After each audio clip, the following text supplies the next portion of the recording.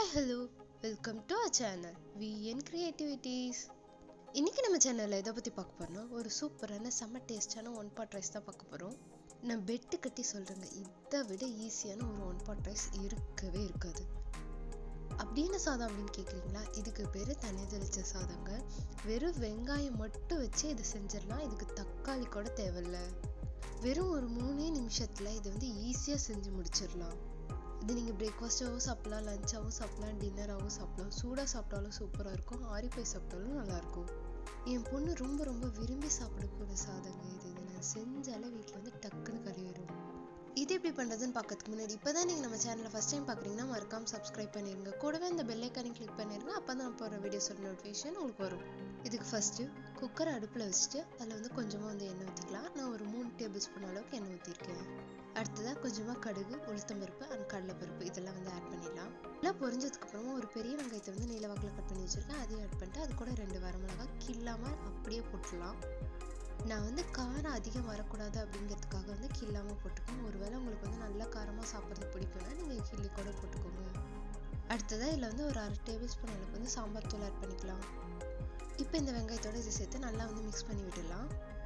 இது வெங்காயத்தோட நல்லா வதங்கி எண்ணெய் நல்லா பிரிஞ்சு வரணும், அந்தளவுக்கு இதை நம்ம நல்லா வதக்கிடலாம்.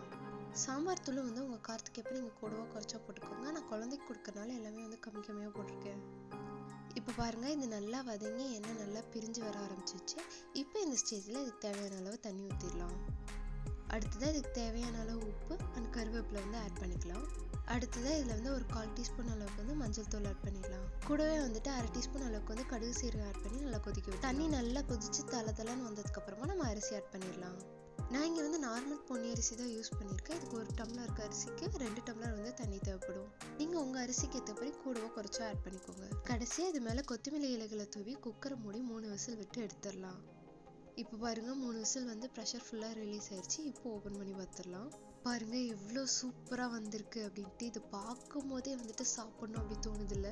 இதோட டேஸ்ட் அல்டிமேட்டாக இருக்குங்க. குழந்தைங்கள்லாம் இது ரொம்ப விரும்பி சாப்பிடுவாங்க.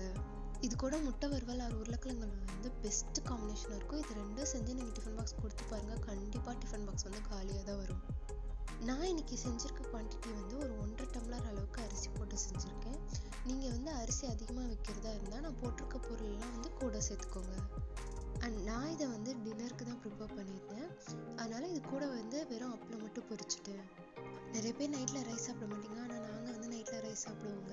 இந்த மாதிரி சிம்பிளாக ஏதாவது ரைஸ் செஞ்சு ஈஸியாக டின்னரை முடிச்சிடுவோம். நீங்கள் இப்படி நைட்டில் ரைஸ் சாப்பிடுவீங்களா அப்படின்றத எனக்கு கமெண்ட்டில் சொல்லுங்கள். அண்ட் இந்த வீடியோவை ஈஸியாக அண்ட் டேஸ்ட்டாக சமைக்கணும் அப்படின்னு நினைக்கிறேன் உங்கள் ஃப்ரெண்டுக்கு ஃபார்வர்ட் பண்ணுங்க. அண்ட் மறக்காம செஞ்சு பார்த்து எப்படி இருந்ததுன்னு எனக்கு கமெண்ட்டில் சொல்லுங்கள். இந்த வீடியோ பிடிச்சிருந்தா லைக் பண்ணுங்கள், ஷேர் பண்ணுங்கள், கமெண்ட் பண்ணுங்கள், அண்ட் மறக்காம சப்ஸ்கிரைப் பண்ணிடுங்க. தேங்க்யூ ஃபார் வாட்சிங். Bye by.